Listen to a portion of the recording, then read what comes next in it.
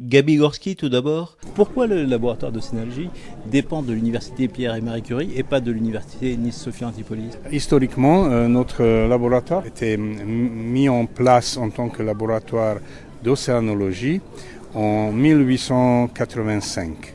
On est devenu français dans les années 30.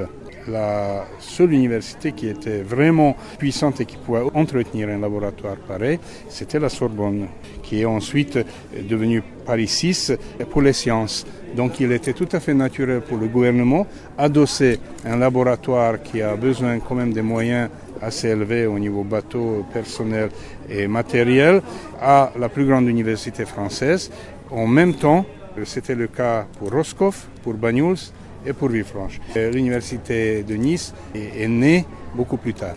Actuellement, il y a à peu près 180 à 200 étudiants-chercheurs qui travaillent ici. Exact. Les étudiants, c'est principalement sous forme de stage? On fournit des stages, et pas seulement pour Paris 6, mais également pour Nice, également pour d'autres universités, en géologie, en biologie, chimie et physique, et même dans les sciences satellitales. À part des stages, on a des réseaux internationaux et échanges des étudiants. Donc nous accueillons beaucoup de Master 2, donc ce sont déjà des séjours de 6 mois, et beaucoup de doctorants et post-doctorants.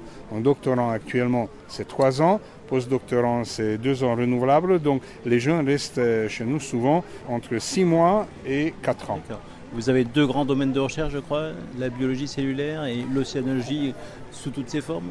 Je dirais 3, parce que même si les géosciences sont maintenant concentrées à Sophia Antipolis, on a 4 professeurs qui appartiennent à l'UPMC et qui mènent des cours en géosciences, c'est-à-dire géologie marine, sur notre observatoire, avec tout le matériel lourd géologique qui monte sur les bateaux et qui est stocké à Villefranche.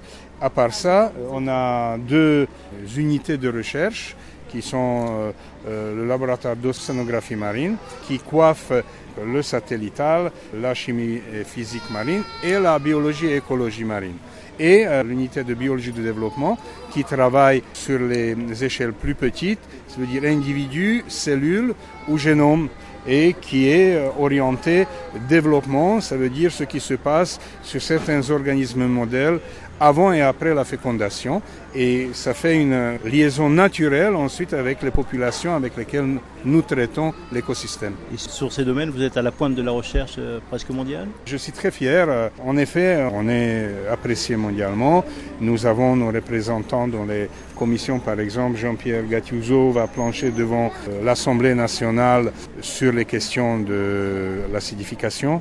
Hervé Clost, il est récipient de ERC, c'est une des plus grandes distinctions européennes, accompagné de financements conséquents sur la question des robots sous-marins et l'acquisition des données automatiques sur tous les océans. Nous avons des départements très forts en biologie de développement avec l'imagerie, on est parmi les meilleurs en imagerie, en relation avec l'Université de Nice qui a un département en imagerie également très fort. Et puis on est très fort également en ce qui concerne les campagnes océanographiques qu'on mène bien sûr avec nos collègues de France et d'étrangers. Alors, outre les activités de recherche, vous avez une mission d'observation. En quoi consiste-t-elle précisément? Très important. Nous sommes une OSU, Observatoire des sciences de l'univers. Il n'y a pas beaucoup en France et notre rôle est de maintenir une observation à long terme. Et c'est très important justement maintenant parce que nous sommes dans une phase de changement climatique très forte.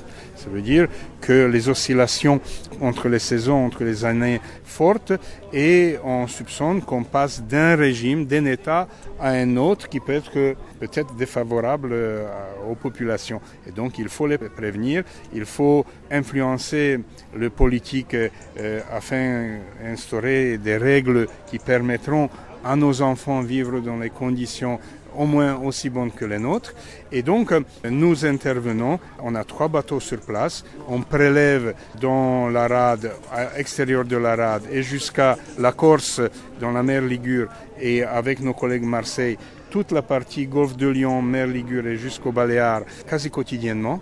Les prélèvements touchent la physique, la chimie et la biologie et on a un suivi qui va être maintenant ouvert d'ici un mois au public sur notre Internet où on montrera toute l'évolution depuis des années 60 et jusqu'à aujourd'hui de tous les paramètres et les conséquences que ça. Nous étions le premier laboratoire au monde de démontrer l'augmentation de la température des eaux profondes, 2000 mètres de profondeur de la Méditerranée.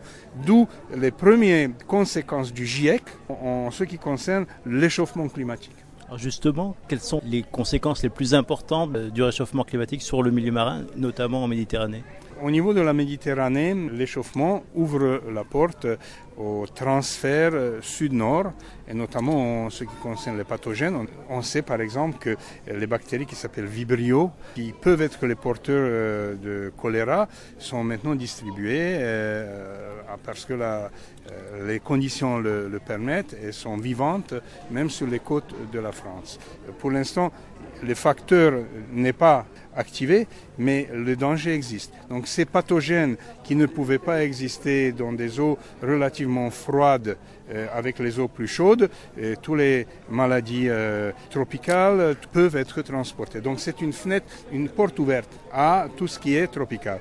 Il y a un transfert des organismes envahissants. Il y a déjà à peu près 1 millier d'organismes qui sont passés par le canal de Suez de la mer Rouge vers la Méditerranée. Il n'y en avait que 2 qui sont passés de l'autre côté. Donc ça vient des endroits chauds.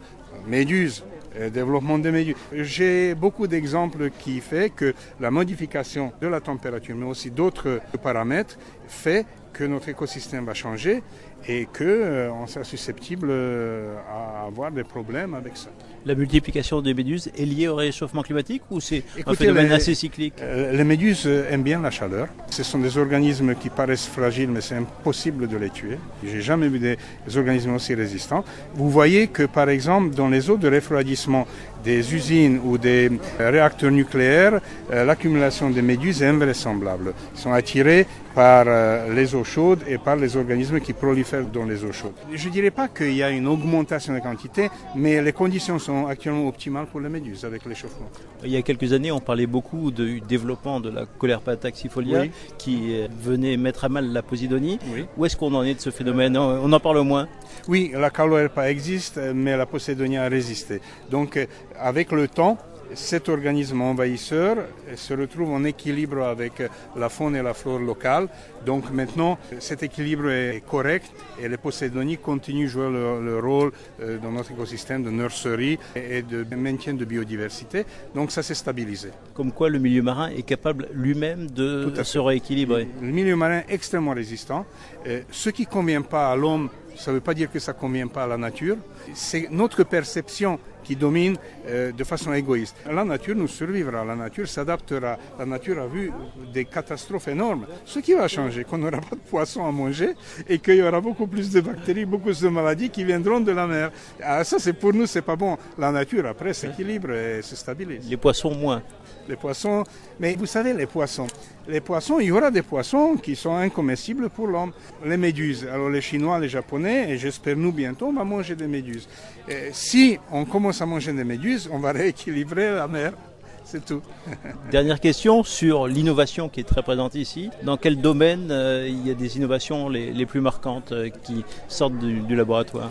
Les 2 unités font de l'innovation, donc il y a des nouvelles molécules et des nouveaux biomarqueurs, biochimie ou biotechnologie au niveau de l'équipe de biologie de développement et technologie, surtout technologie en ce qui concerne le laboratoire océanographie. On brevette des appareils, on est les référents pour la NASA, pour l'ESA, donc les agences spatiales. On est très prisé pour tout ce qui est véhicule autonome et qui délivre les données de façon automatique via les satellites. Nous avons des centres de traitement de données et donc notre intervention internationale est tout à fait reconnue en ce qui concerne les biotechnologies et au niveau de l'instrumentation.